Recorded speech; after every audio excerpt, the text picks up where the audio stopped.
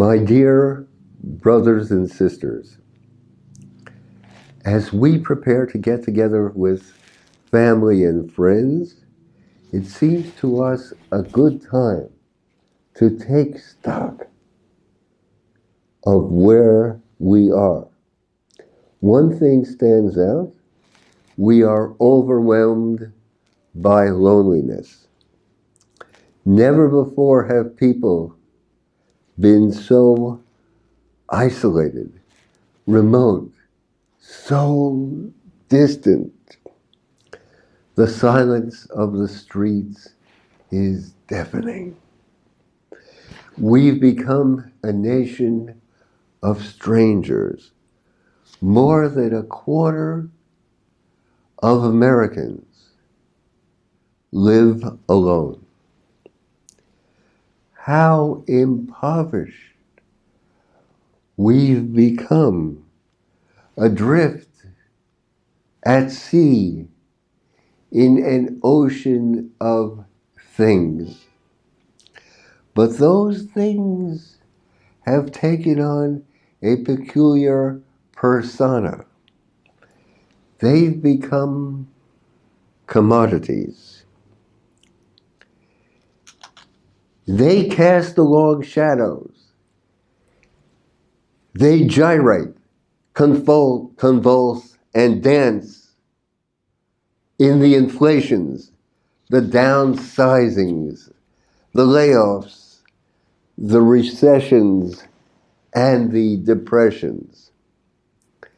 They even degenerate, as in cryptocurrencies. They have lives of their own. Reality has become a commodity. And there we are, alone in an ocean of things. One commodity that concerns us all is food. Is it any wonder then that the diet of most Americans are so unnatural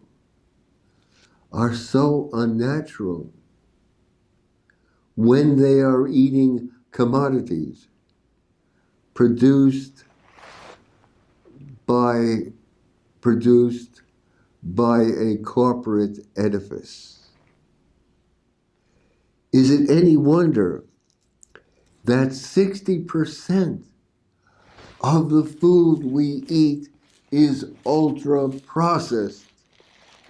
This includes breakfast cereals, pizza, chicken nuggets, soda, chips, snacks, packaged baked goods, microwavable frozen meals, instant soups, sauces, and much, much more.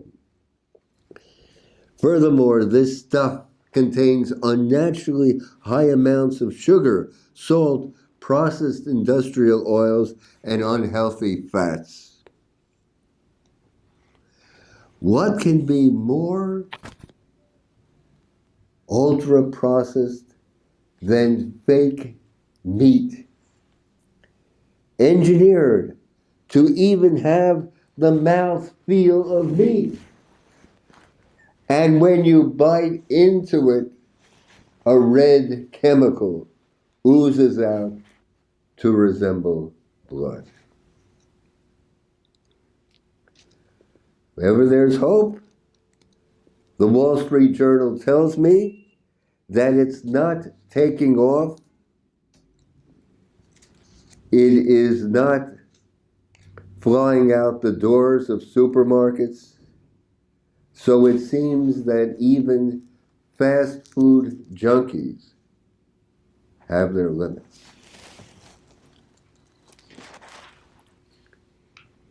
Is it any wonder, then, that 72% of us are overweight, and even more tragically, 42% are obese? And then, sadly enough, 20% of American children and teenagers are obese. 20% obese.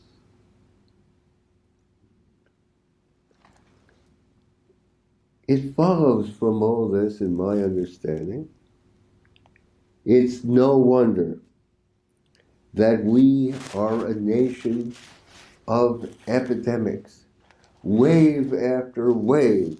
The epidemic of obesity, the epidemic of type 2 diabetes, the epidemic of cancer, the epidemic of heart disease, the epidemic of depression, the epidemic of liver damage, opioids, sexual transmitted disease, Alzheimer's, and then the epidemic of suicides.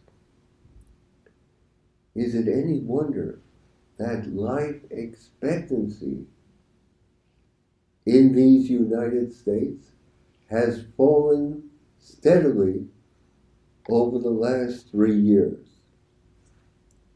This is not happening in any other wealthy country.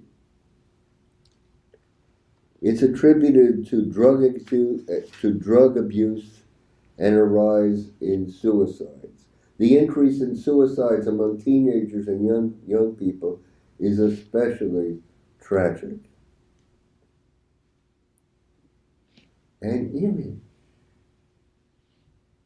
emerges of an American inebriated,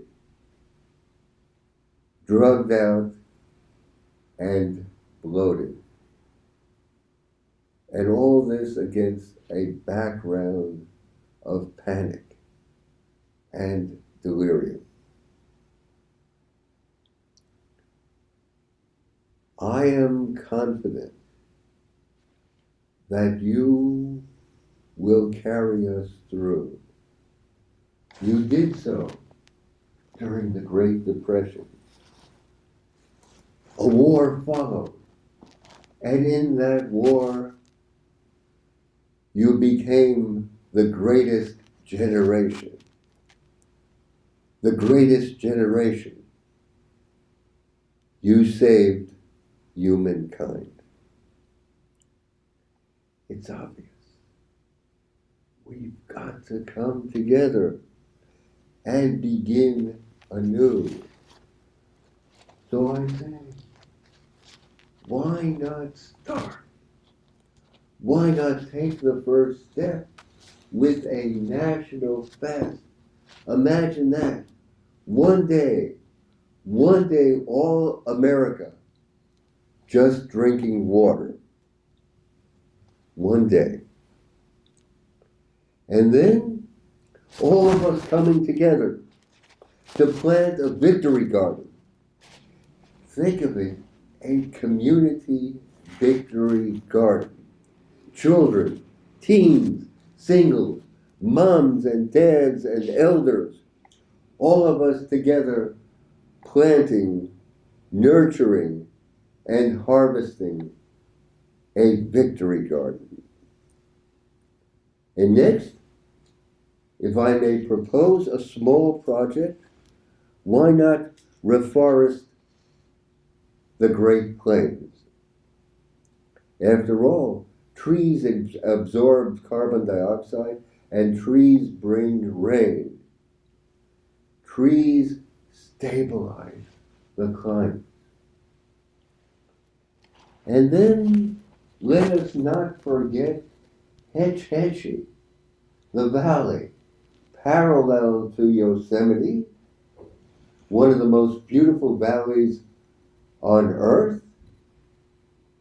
At present, it is submerged under 300 feet of water. San Francisco had to have its drinking water. This they call progress. Let us build here, then, a victory garden. A victory garden for the American spirit. It will happen. Abraham Lincoln prophesied it. He called it a new birth of freedom. May we wish you and your family a Thanksgiving of good health, prosperity, and success. Brothers and sisters, let us go forward to rebuild, recreate, regenerate, and redeem.